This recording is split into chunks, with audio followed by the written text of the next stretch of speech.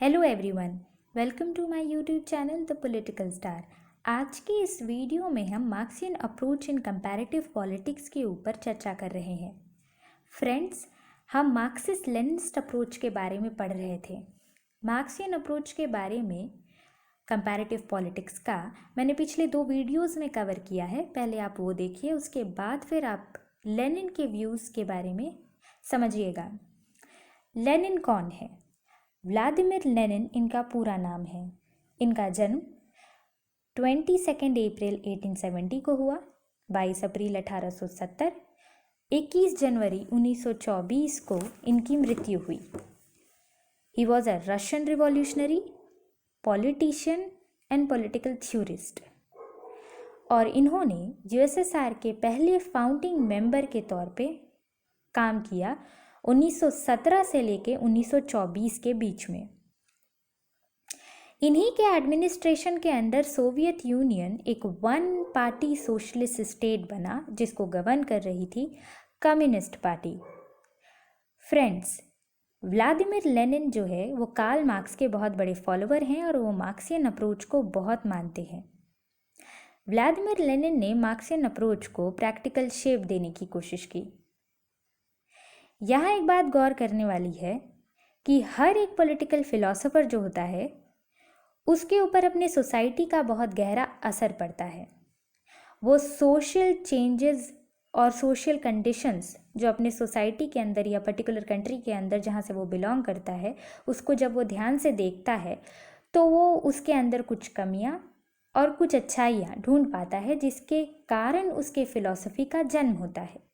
Vladimir Lenin भी वही थे।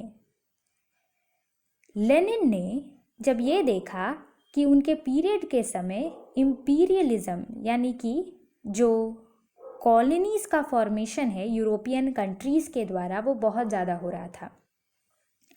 आपको याद है कार्ल मार्क्स ये कहते हैं कि जो डायलेक्टिकल मटेरियलिज्म है उनका कॉन्सेप्ट का, कि स्टेट बनेगा, उसके बाद उसमें स्टेट जो है वो कैपिटलिस्ट क्लास जो है उसको वो ओन करेगी, और उसके बाद फिर वो एक पर्टिकुलर प्रोलेटेरिएट क्लास को एक्सप्लॉइट करेगी। फिर वो प्रोलेटेरिएट क्लास रिवोल्ट करेंगे, सत्ता में परिवर्तन आएगा, नए पॉलिटिकल सिस्टम का जन्म होगा।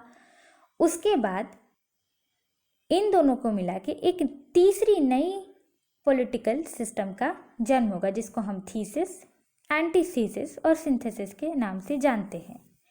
ठीक है, और ऐसा करते करते हम एक क्लासलेस सोसाइटी, एक कम्युनिस्ट सोसाइटी के तरफ बढ़ेंगे।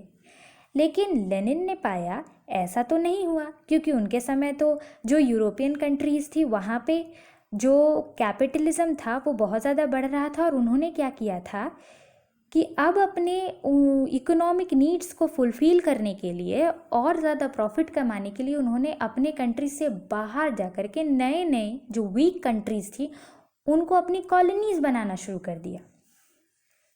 तो यहाँ पे कार्ल मार्क्स का जो थ्योरी है वो थोड़ा सा फेल होता हुआ नज़र आ रहा था। तो लेनिन ने फिर इनके पॉलिसी को, इनके जो आइडियोलॉजी है उसको संभालने की कमान अपने हाथ में ली, और लेनिन ने सभी को ये बताया कि ये जो कैपिटलिज्म है वही इंपीरियलिज्म है, यानी कि जब कैपिटलिज्म अपने चरम सीमा पे होता है तो वो इंपीरियलिज्म में कन्वर्ट हो जाता है, और जब ये इंपीरियलिज्म लोगों को बहुत ज़्यादा प्रताड़ित करता है, वहाँ बहुत ज़्यादा शोषित करता है एक देश को, तो फिर वहाँ के जो लोग हैं वो सत्ता में परिवर्तन लाने के लिए रिवोल्ट करते हैं और इंडिपेंडेंट कंट्री का जन्म होता है। और इस तरीके से इंपीरियलिज्म के रूप में जो कैपिटलिज्म है वो हमेशा के लिए उस देश से समाप्त हो जाता है। अब इसका एग्जाम्पल आप हमारे देश से भी जोड़ के देख सकते हैं। ब्रिटिश की कॉलोनी इंडिया थी। इंडिया में ब्रिटेन ने अपना कॉलोनी बनाया, यहाँ की इकोनॉमिक रिसोर्सेज को ड्रेन किया, फिर यहाँ के लोगों ने उसके फिर आप विरोध किया, और हमने हमेशा के लिए फिर यहाँ से यूरोपियन रूल को हटा दिया। ठीक है, होप आपको imperialism is the last stage of capitalism समझ में आया होगा। अब हम सेकंड पॉइंट के बारे में पढ़ते हैं। सेकेंड पॉइंट लिखा है socialism in one country. Friends, Vladimir Lenin चाहते थे हमेशा से ही कि यूएसएसआर एक सोशलिस्ट स्टेट हो। सोशलिस्ट स्टेट क्या होता है? वो सोशलिज्म की आइडियोलॉजी पे बेस्ड होता है। सोशलिज्म क्या होता है? सोशलिज्म का मतलब होता है जहाँ मीन्स ऑफ प्रोडक्शन, डिस्ट्रीब्यूशन केवल एक पर्सन के पास नहीं बल्कि पूरी कम्युनिटी के पास हो, और वो पूरी कम्युनिटी एक साथ उस मीन्स ऑफ प्रोडक्शन को ओन करती हो और रेगुलेट करती हो। तीसरा पॉइंट है dictatorship of communist party in place of dictatorship of proletariat class. Friends, Vladimir Lenin काम तो कर रहे थे प्रोलेटेरिएट क्लास के लिए ही, लेकिन उन्होंने कम्युनिस्ट पार्टी के डिक्टेटरशिप पर बहुत ज़्यादा जोर दिया in place of proletariat class, क्योंकि है तो ये भी एक क्लास ही। जब इनके पास भी पावर आएगा तो ये किसी न किसी तरह से एक्सप्लॉइट करना शुरू करेंगे। फिर वही एंटीथेसिस और सिंथेसिस, फिर डायलेक्टिकल मटेरियलिज्म, ऐसे तो चलता रहेगा। इसीलिए उन्होंने कहा कि कम्युनिस्ट पार्टी की डिक्टेटरशिप होनी चाहिए, यानी कि कम्युनिस्ट गवर्नमेंट होनी चाहिए जहाँ पे इकोनॉमिक रिसोर्सेस और मोड ऑफ प्रोडक्शन जो है वो गवर्नमेंट के द्वारा ओन हो, और फिर कोई भी एक्सप्लॉयटेशन का बात ना हो और सभी के लिए इक्वालिटी हो। ये 3 बेसिक पॉइंट्स थे जिसमें मैंने लेनिन के व्यूज़ को समराइज करने का कोशिश किया है। होप आपको समझ में आया होगा। अब हम इसके कैरेक्टरिस्टिक्स को डिस्कस कर रहे हैं। The characteristics of Marxist-Leninist approach. First, politics is determined by and is based upon the economic structure of society. Politics जो है वो डिटरमाइन की जा सकती है एक सोसाइटी के इकोनॉमिक स्ट्रक्चर के द्वारा, ऐसा मार्क्सियन अप्रोच कहता है। Economic relations are the relations between two economic classes, haves and have nots. और ये जो इकोनॉमिक रिलेशंस हैं एक सोसाइटी के अंदर, वो किन के बीच में होते हैं? हैव्स के बीच में, यानी कि कैपिटलिस्ट क्लास, और हैव नॉट्स यानी कि प्रोलेटेरिएट क्लास के बीच में, वर्किंग क्लास के बीच में।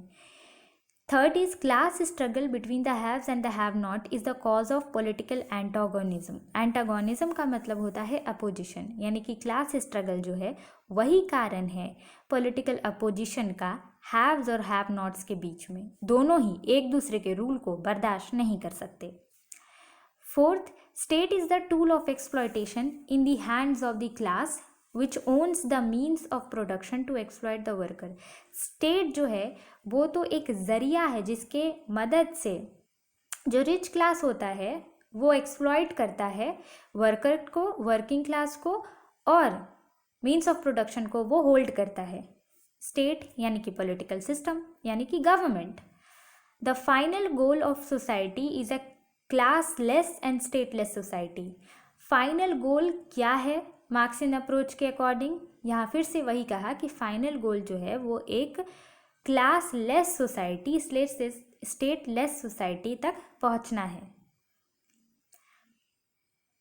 अब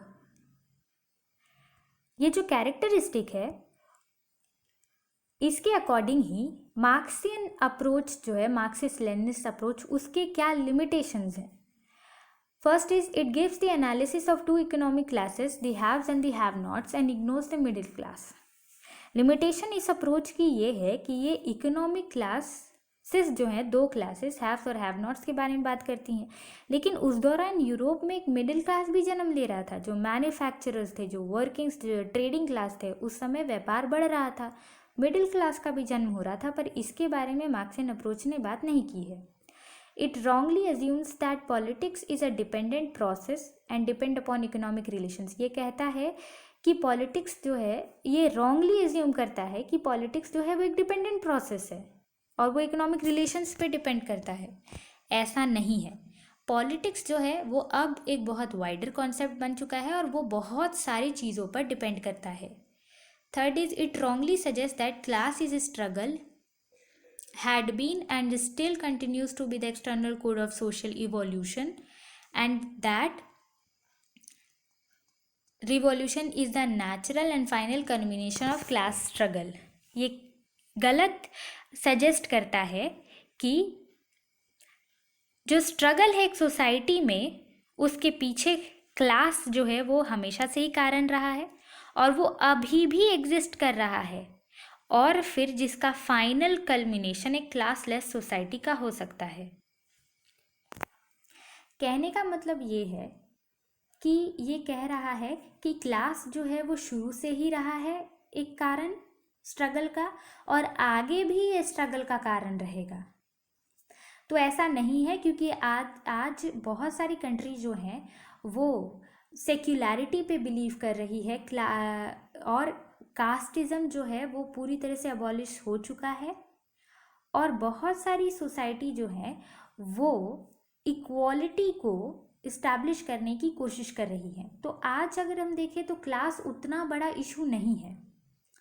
इकोनॉमिक बेसिस पे आज भी क्लासेस एग्जिस्ट करती हैं, लेकिन इससे कुछ बहुत बड़ा सोसाइटी में अफेक्ट नहीं पड़ता, क्योंकि at the end government is the main head which is regulating the society. Views about the state as a tool of exploitation is not acceptable. बिल्कुल स्टेट जो है उसको हम एक्सप्लॉइट करने का तो जरिया नहीं मान सकते, ये तो बिल्कुल विपरीत है, क्योंकि स्टेट जो है वो यानी कि गवर्नमेंट वो लोगों के लिए काम करती है, ना कि लोगों को बर्बाद करने के लिए। Marxian approach is based on class struggle but he gives very narrow definition of class. वो क्लास स्ट्रगल पर तो बेस्ड है, लेकिन क्लास का जो डेफिनेशन है वो बहुत नैरो है। Marxian approach is defined in so far as it lays emphasis and on macro level. ये मार्क्सियन अप्रोच जो है वो बहुत बड़े लेवल पर पॉलिटिकल बिहेवियर को स्टडी करता है, मोटा मोटी तौर पे। लेकिन आज को पॉलिटिकल बिहेवियर इतना ज़्यादा कॉम्प्लेक्स बन चुका है कि हमें डिटेल्ड स्टडी करने की ज़रूरत है। This approach is defective in so far as it attaches more importance to the motives rather than method of study. ये क्यों पढ़ना चाहिए इस पर बहुत ज़्यादा फोकस करता है, ना कि कैसे पढ़ना चाहिए। ठीक है, कंक्लूजन ये है कि क्योंकि मार्क्सिस्ट लेनिनिस्ट अप्रोच के बहुत सारे शॉर्टकमिंग्स हैं, लेकिन आज भी थर्ड वर्ल्ड के बहुत सारे पॉलिटिकल साइंटिस्ट जो हैं वो इस अप्रोच को यूज़ कर रहे हैं रिसर्च करने के लिए पॉलिटिक्स में। अब मैं आपको थोड़ा सा समराइज़ कर देती हूँ कि हमने क्या क्या पढ़ा है। हमने पढ़ा मार्क्सिस्ट लेनिनिस्ट अप्रोच के बारे में कि वो क्या है, जिसमें हमने बहुत सारे पॉइंट्स पढ़े हैं। कुछ ऐसे फंडामेंटल आइडियोलॉजिकल बेसिस पढ़े मार्क्सियन अप्रोच के, जैसे डायलेक्टिकल मटेरियलिज्म हो गया, इकोनॉमिक इंटरप्रिटेशन ऑफ हिस्ट्री हो गई, क्लास स्ट्रगल हो गया, जो कि एक्चुअली मार्क्सियन आइडियोलॉजी को फॉर्म करता है। लेनिन के व्यूज़ के बारे में पढ़ा, लेनिन कौन थे इसके बारे में जाना, मार्क्सिस्ट लेनिनिस्ट अप्रोच के कैरेक्टरिस्टिक्स के बारे में जाना, इसके लिमिटेशंस के बारे में, और साथ में कंक्लूजन। अब मेन बात, कंपैरेटिव पॉलिटिक्स में मार्क्सियन अप्रोच को पढ़ते क्यों हैं। तो हम ये जानते हैं कि कंपैरेटिव पॉलिटिक्स में किस चीज़ की स्टडी होती है, पॉलिटिकल इंस्टीट्यूशंस की। हम उनको कंपेयर करते हुए पढ़ते हैं ताकि हम इंटरनेशनल लेवल पर ये जान पाए कि अलग अलग पॉलिटिकल इंस्टीट्यूशंस कैसे काम कर रही हैं और उनके बीच में क्या सिमिलैरिटीज़ और क्या डिससिमिलैरिटीज़ हैं। ठीक है, तो जब हम पॉलिटिकल इंस्टीट्यूशंस पढ़ेंगे तो हम ये पाएंगे कि हर एक पॉलिटिकल इंस्टीट्यूशंस जो हैं वो कैसे बनी, सोशल सिस्टम के कारण, यानी कि सोसाइटी ही तो गवर्नमेंट को जन्म देती है। अब लोग एनार्किस्ट तो नहीं हैं, वो एक सत्ता विहीन प्रदेश में तो रहना नहीं चाहते, फिर तो वो जंगल राज कहलाएगा। ऐसे ही हमें पॉलिटिकल इंस्टीट्यूशन की ज़रूरत पड़ी और गवर्नमेंट का फॉर्मेशन हुआ। तो यहाँ पे ये जोर दिया गया है कि हमें सोशल की पॉलिटिकल इंस्टीट्यूशंस को पढ़ने के लिए उसके सोशल उसके उस वो जैसे बना है, यानी कि जो उसका कारण है, सोशो इकोनॉमिक कंडीशंस एक सोसाइटी का, उसको पढ़ना चाहिए। और जब हम वो पढ़ेंगे तो हम ये पाएंगे कि हर एक सोसाइटी जो है उसके अंदर क्लास स्ट्रगल होती है, और क्लास स्ट्रगल जो है वो एक परमानेंट हिस्ट्री के तौर पे है। हर एक पॉलिटिकल इंस्टीट्यूशंस का। अब हम मार्क्सिस्ट व्यू पॉइंट से जानना हो तो हम लोग को क्लास स्ट्रगल के बारे में जानना होगा, तभी हम सोशल पॉलिटिकल कंडीशंस के बारे में जान पाएंगे, और फिर हमें ये पता चलेगा कि कैसे उस पॉलिटिकल इंस्टीट्यूशंस का जन्म हुआ और उसके कैरेक्टरिस्टिक्स क्या हैं और कैसे वो एक दूसरे पॉलिटिकल इंस्टीट्यूशंस से डिफरेंट है। इसीलिए हम लोग मार्क्सियन अप्रोच को यूज़ करते हैं कंपैरेटिव पॉलिटिक्स के स्टडी में। होप आपको ये कंप्लीट समरी समझ में आई होगी। कोई भी डाउट है आप मुझे कमेंट कर सकते हैं, मुझसे पूछ सकते हैं। Thank you very much.